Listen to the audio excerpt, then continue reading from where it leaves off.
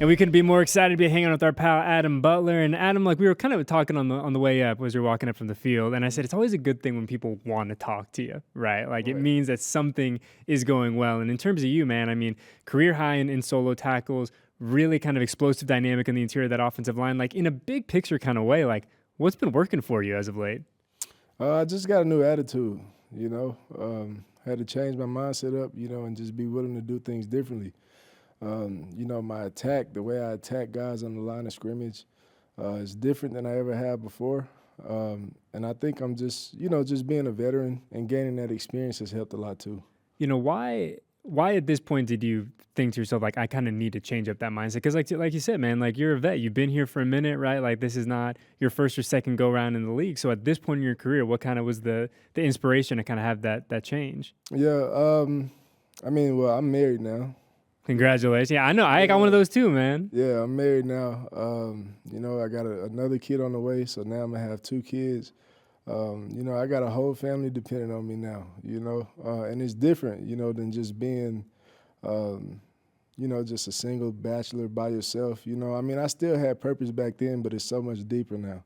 It's funny too, where you say like, oh, I'm married now, I got a second kid on the way. I'm married, got a second kid on the way, right? But Right. It's funny, right, where you hear people talk about that when you kind of have some of those pillars in your life like figured out, right? Like you know who you're going to be with, you're going to be a father, this, that. But it's kind of hard to explain that to someone until you go through it, right? So I'm sure you had one of those moments where you're laying up in bed looking at the ceiling and you're like, man, like it's go time. Yeah. Like we got to rock in 2024. Right.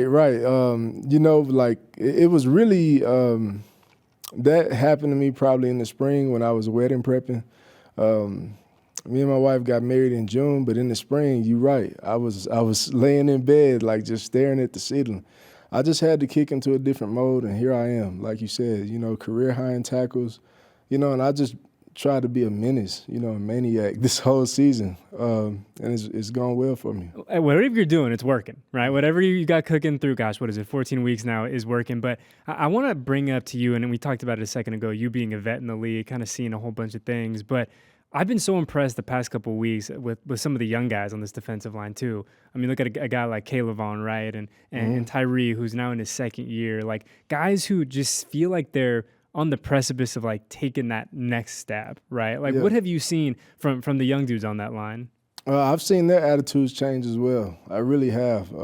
It's been cool to see Tyree, grow. And I think a lot of people just forget like how young these guys are. Like these are guys that are fresh out of college. I remember me coming out of college. I was a little bit older than them coming out, and I still just had no idea how the world worked. I had no idea how the NFL worked, and I had to, find my way just like them. And I can tell Tyree, KC, and Jonah, I can tell they're finding their way. And I said it yesterday too when I was asked by the media, like they're proving to everybody right now that they're Raider material. And it's obviously, such an unfortunate set of circumstances that we're not going to see Max for the rest of the year. But when you look at kind of how the group performed on Monday night without Max, like, and we talk about, like you said, like the young fellas, like showing like, hey, we are Raider material. Like how, as a veteran, like kind of proud were you to say like, hey man, our biggest, baddest dude, 98's not here, but like the group still played really well. Yeah, I was very proud. I was very proud of all of us. But Max, that's my boy, man. That's my guy. I'm so fortunate and lucky to be able to play with somebody of that caliber. He really is truly, he is a Hall of Famer. Like 100%. And so I was proud the way the guys stepped up, and like I said, it just reinforces their credibility as far as being Raider material. Yeah, big time. And I think one of those guys who deserves a lot of credit too is Rob Leonard, right? I mean, what Rob's done. And I was thinking, when we knew you were coming up, I was even thinking back to last year, and we see kind of the next step that Malcolm took, and now you're seeing the young guys this year, the Tyrees, the KC, Jonah, like you said. Like, what is it about Rob that not only makes him such a good motivator, but like a guy who can really connect with a young group of dudes who are trying to be better and being able to get the best out of them? Yeah, he really just gives people perspective. He's one of those people and one of those coaches that just gets it. A lot of coaches in this league are a lot older, You know, they're very old school. He's more on the younger side, so I think that's why he's able to reach the younger crowd so well and motivate guys. I remember when I was in Miami, I was with him when he developed Jalen Phillips. Look at him now. I mean, he's had unfortunate injuries and stuff, but I mean, the guy had like 8 sacks, right, in the season, or probably more. And now to see that translate to Tyree and see his game start to step up, man, it's incredible. And Robbie he really is the glue that keeps it all together. Yeah, and I think, you talked about, some of the injury stuff and some of the changing personnel. But one thing that I think, the fan base and myself included has been really, I don't want to say pleasantly surprised by, but you feel good about is specifically on the defensive side of the football, even with all the injuries, right? It feels like, for that, there's that portion of the year where it felt like every couple of weeks it was rotating cast of characters. But the defense as a whole has played pretty darn consistently given all of that. Right. Like, I mean, what does that say about Pat Graham and about you guys on that side of the football where you say, hey, it doesn't really matter who's back there. Like, we kind of know what our job is, and we hear it all the time, like, do our 111th and we'll be okay. Yeah. I mean, PG is another one, man. I mean, he's been here for, a good minute now. And you just seen just that steady, that consistent uptrend as far as defensive play. Now, we took a hit, obviously, missing a lot of different guys, but it just goes back to that mindset. Like I said, that mindset of just being a Raider, just having pride. When I'm out there, like, I think about all of the fans. I think about my family, how my family's counting on me. The fans are counting on me. I don't want to let them down. And everybody else in the defensive room, believe it or not, they have the same mindset. So that's why you see guys flying to the ball regardless of the record. The record is irrelevant. It's about what's in here. It's about what's in your heart.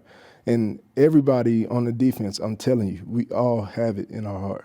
And I'm glad you brought that up. The record's certainly not being where anyone wants it to be at this point. 3 games left before we wrap this up. Like, when you look at the defense as a whole and you talk about the effort and you talk about guys putting their best foot forward and you've been in the NFL, you know it a lot better than I do, but like, you get to a place sometimes where you don't see that effort from teams that maybe don't have playoff aspirations, right? But you look in this locker room and we see it every week. The effort is there. Guys flying around, like you said, the desire, the want to be great, to get into the win column. Like, what do you really want to see from this group over these final 3 weeks? I just want to see us stay on the same trend we've been on as far as that work ethic and that hunt, like I just want us to keep that hunger and that relentlessness that we have regardless of what happens. I'm a military guy, right? From the standpoint of my father was in the military, and I'm all about brotherhood. And I think a lot of the guys on the defensive side of the ball are also about brotherhood. And, my dad, he would tell me stories, about if a comrade went down, you can't abort the mission. Don't abort the mission. And I think that's what I want to see from this defense. We can't abort the mission. We got to finish strong, not just for us, but for our brothers and for this organization.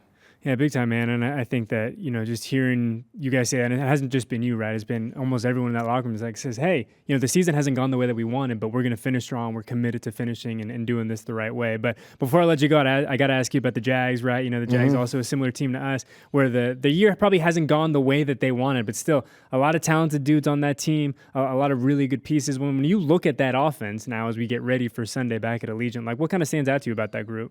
I say, I studied the offensive line, more than any other group. I think those guys work well together. I think it would be a very foolish mistake to underestimate any of them.